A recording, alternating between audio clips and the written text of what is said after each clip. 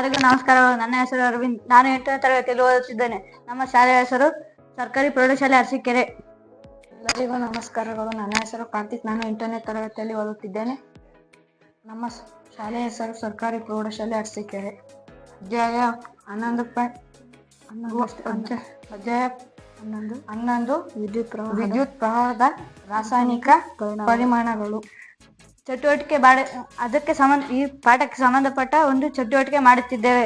ಚಟುವಟಿಕೆ ಸಂಖ್ಯೆ 11.1 ಉತ್ತಮ ವಿದ್ಯುತ್ ವಾಹಕ ಮತ್ತು ದುರ್ಬಲ ವಿದ್ಯುತ್ ಅವಾಹಕ. ನಮ್ಮ ಪರೀಕ್ಷೆಗೆ ಬೇಕಾದ ಸಾಮಗ್ರಿಗಳು: ಒಂದು ಸ್ಕೈವರ್, ಒಂದು ಸ್ವಿಚ್, ಒಂದು ವೈರ್, ಬ್ಯಾಟರಿ, ಲೈಟ್, ಒಂದು ಸ್ಕೈವರ್, ತಾಮ್ರದ ಮೊಳೆ, ಒಂದು ಚಾಕು, ಬಿರಿಡ್, ಒಂದು ಒಣಕಟ್ಟಿಗೆ, ಪ್ಲಾಸ್ಟಿಕ್ ಪೈಪ್. ಈಗ ನಮ್ಮ ಪರೀಕ್ಷೆ ಸರಿಯಾಗಿದೆ ಎಂದು ನೋಡೋಣ. ನಮ್ಮ ಪರೀಕ್ಷಕ ಸರಿಯಾಗಿದೆ. ಸ್ಕೈವರ್ ಇದು ಉತ್ತಮ ವಿದ್ಯುತ್ ವಾಹಕ.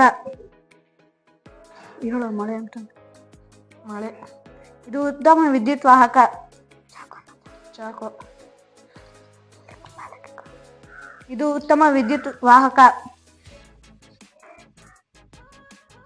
ಇದು ದುರ್ಬಲ ವಿದ್ಯುತ್ ಅವಾಹಕ. ಒಣಗಿದ ಕಡ್ಡಿ.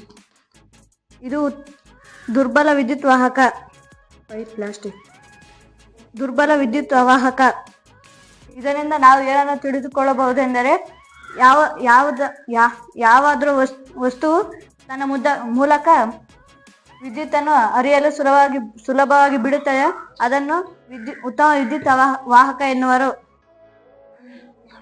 ಯಾವ ವಸ್ತುವು ತನ್ನ ಮೂಲಕ ವಿದ್ಯುತ್ತನ್ನು ಸುಲಭವಾಗಿ ಹರಿಯಲು ಬಿಡುವುದಿಲ್ಲವೋ ಅವುಗಳನ್ನು ದುರ್ಬಲ ವಿದ್ಯುತ್ ವಾಹಕ ಎನ್ನುವರು. ಧನ್ಯವಾದ.